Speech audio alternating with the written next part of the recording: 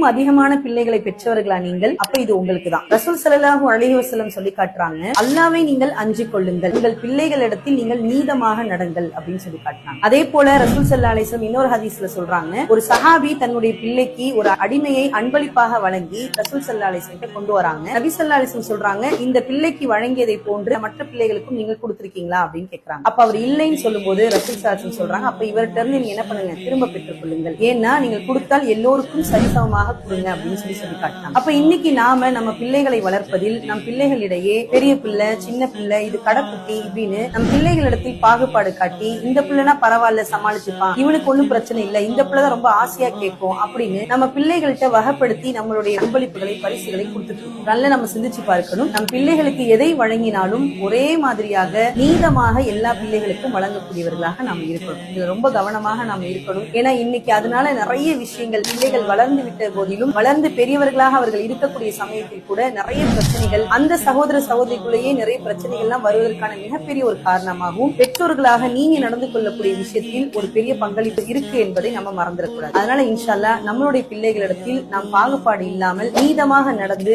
பிள்ளைகளை ஒற்றுமையாக வளர்ப்போம். அல்லாஹ் சுப்ஹானஹு வ தஆலா புரிந்து கொள்வானாக. அஸ்ஸலாமு அலைக்கும் வரஹ்மத்துல்லாஹி வபரகாத்துஹு.